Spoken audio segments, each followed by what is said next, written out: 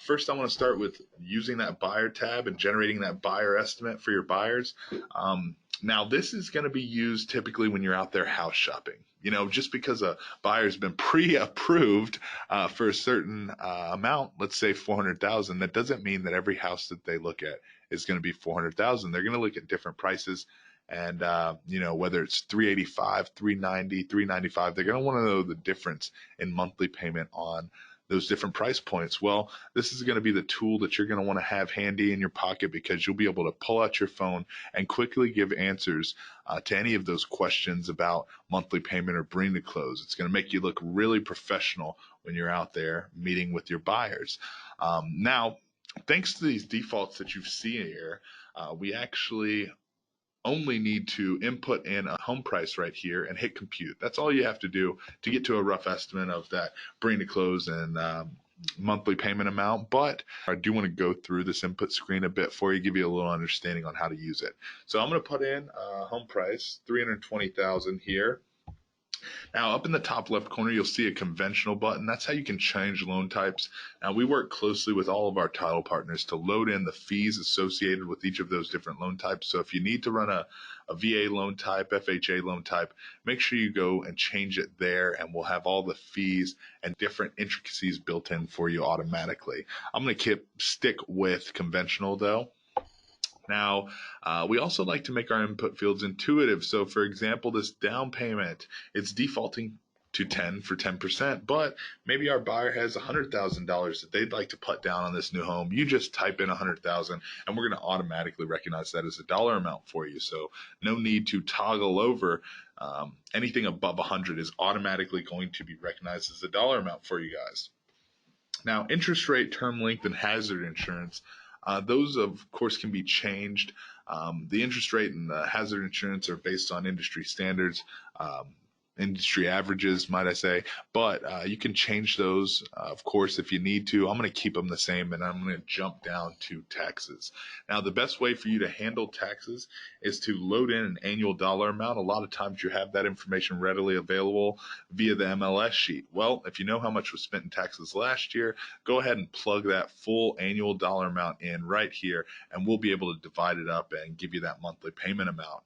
Another way for you to handle those taxes is to hit this drop down arrow right here next to where it says taxes. If you press that drop down arrow, you'll then get to see a different set of areas and rates. So you can then scroll through and choose from different rates based on area. Another thing to mention about these different rates that you can scroll through, depending on your market, these are actually based on the area that you're associated with within the app. And so I'm going to go ahead and press on this gray area and exit out. Those rates that showed up in my drop down arrow are based on my area up here, and I can always change my area to different areas available for your market by pressing this drop down arrow, and then you can choose from different areas, which then will show a different list of rates here. Another quick thing to mention about these tax rates is if you press on that input field, you can also press this settings gear to edit the tax rates that you show in that drop down arrow. So I can go in here, not only adjust the different rates here, but I can also go in and add additional areas. You guys can add up to 40 different areas to show up in that drop down arrow. So if there's specific areas and specific rates that you'd like to use in your own app, I just want you guys to know that you can go in there and edit your rates. Now I'm going to press the back button up there in the top left corner and take us back to our input screen here. And I'm going to go ahead and hit compute so that we can get to those results for our buyer. Just like that, I'm going to be able to tell my buyer, hey, on that $320,000 house, if you're putting 10% down, you're looking at a monthly payment of about $2,404, and you're going to have to bring about close to $41,000 to the closing table. Now, I want to show you guys that we automatically calculated PMI since we put less than 20% down. And also, if you choose a FHA loan type, that MIP is going to be included on here. Or if you choose a VA loan type, that funding fee will also show on this result screen. All of that is included in here for you guys. Now, when we talk about this bring to close amount, of course, 10% of 320,000 is that 32,000 down payment, but you'll also notice that we've included all of the closing costs associated with this scenario we just ran. Now, like I said before, we work with title partners across the nation to load in the fees that you guys typically need when you're out there estimating for your buyers. Well, you can itemize out all of the fees that your title partner has loaded into your app by pressing this detailed closing cost button. When you press that detailed closing cost button, you'll see the prepaids, you'll see the title fees, you'll see lender fees, and in some cases, you'll see other fees shown on here. So all of these fees, all of the fees in your app are preloaded in there so that you can give a really close estimate when you're out there talking numbers with your buyers. However, every transaction is different, and we understand that. So we have built in a way for you guys to go in here and edit the numbers and dial these numbers in. Like I said, the title company is providing this tool to you, loaded with the fees that you typically need, but you can always go in here and add additional fees, remove some of the fees, and tweak the numbers to what you need. What you'll do is you'll press that edit button up there in the top right corner. And after doing so, you'll see that we can now change the prepaids. We can toggle certain fees to be paid by the other party. For example, that owner title policy here in Texas is defaulted to be paid by the seller, but maybe I want to toggle that over to be paid by the buyer or to be split. You can hit that drop down arrow to get other options. I can also remove line items with these X's, add additional line items with the plus icons here, and of course I can change the numbers that are already shown. So for example, for an origination fee, we've got a 1% average loaded in there. But maybe the lender that I use, he charges a flat fee of $1,500. Well, I plug in 1,500, hit this done button right here. It of course is going to recognize that as a dollar amount for me automatically since it's above 100. And now I have a $1,500 origination fee in there. Now I'm going to go ahead and keep everything else the same. I'm just going to make that one change, and I'm going to hit this done button up here in the top right corner to show you guys the saving options. When I press that done button, you'll see we give you two options for saving your fee changes. You can save the changes for just this estimate and dial the numbers in for a specific transaction. But if you want to go in here and edit your default, maybe add in a fee that your brokerage charges for every transaction that you do, you can go in, add that transaction fee, and hit for all future estimates to have that fee included on every estimate that you run moving forward. So again, two options, you guys, for saving any changes that you make to your closing costs here. Now I'm going to go ahead and press for this estimate only, and I'm going to press the back button up there in the top left corner and take us back to our results screen, talk about some of the functionality that we've built in to your results screen here. Now, the first thing I want to talk about is the editability of these results. This is something that we did to make this a more useful tool for you guys when you're out there in the field and actually conversing with your buyers and sellers. Now, this is a great looking result screen, something that our buyer can look at and understand what's going on. He knows how much he needs to spend monthly and what he needs to bring to the table to close on this beautiful house that he's in love with. But maybe he looks at these results and says, you know what, 2,400, that's a little high. We're actually trying to keep our monthly payment around 2,200. Well, you're no longer caught like a deer in headlights. You can actually press this edit button and change that monthly payment to what that buyer wanted to spend monthly. So my buyer wants to spend 2,200 or less a month. I'm going to go in and change that monthly payment amount to 2,200. I'm going to hit this done button right here, and it's going to recalculate what I need to bring to the closing table to get a monthly payment of 2,200. So right now it's showing me, for me to get a 2,200 monthly payment, I'm actually going to have to bring about 68.8 to the closing table. And same goes for that bring to close number. If that buyer says, hey, we don't have that much, or maybe they've got more, maybe they just sold their house and they've got $100,000 that they'd like to bring towards this new house. They don't know how much is down payment, how much is closing costs. They just know that they have $100,000. Well, I can press edit right here, change this to 100,000. Hit done, and it's going to recalculate to let me know that if my buyer's got 100,000 total to bring to the closing table, 92.5 of that is going to make up their down payment. The rest is closing costs, and they're actually looking at a monthly payment of about 1971 here. So again, you guys, the flexibility for you to run the numbers in reverse right here from your results screen and continue that conversation when your buyer or seller has anything to say about the results that they're looking at. Now, what I want to do now is I want to scroll down here and change our down payment back to that initial 10% down payment. So get us back to a more realistic scenario. So I'm going to change that to 10% and I'm going to hit this compute button, get us back to our initial results here, $320,000 house with 10% down. Now, the next thing I want to show you guys is a feature that we load in here to help you overcome obstacles that you often face. Now, on most of our result screens, you can actually rotate the device to see additional results. So here on our buyer tab, the thing that we're trying to help you with is working with that lowball buyer. And so what our feature here, the rotate feature, will allow you to do is talk about offer price and what an increase in offer price does to that monthly payment. So for example, you guys are often working with these buyers who are trying to get you to submit too low of an offer. Maybe the house is listed at 360 and they say, "Hey, Mr. Realtor, can you just submit that 320 offer for me? That's our top dollar. That's all we want to spend." Well, now you're caught in this difficult situation of trying to educate that buyer into making a more competitive offer, and you're trying to figure out ways to do so. And what you can just do is you can take your device, hold it in front of you, rotate it to the left or the right, like you're trying to watch a movie on it, and rotate it back.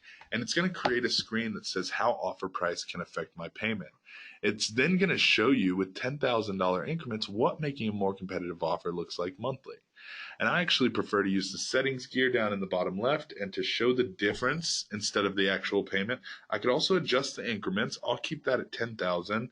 And now I've got results for my buyer, and I can say to them, "Hey, you guys, 340 or 320 is just not going to cut it. The house is listed at 360. We're going to have to get a little bit closer to that asking price. It's a beautiful house, popular neighborhood. There's going to be other offers made on it. We're going to have to make a more competitive offer. If we could go up to maybe 340 and meet that seller halfway, that 20 grand is only going to change your monthly payment by $150. Now, I know that you guys are in love with this house. Are you sure you want to let $150 be the straw that broke the camel's back?" So this is a much more effective way for you guys to handle that conversation with that lowball buyer and educate them into making a more competitive offer by talking about what really hits home with them in regards to how much that home is going to cost, that monthly payment. Show them how much that monthly payment is going to change.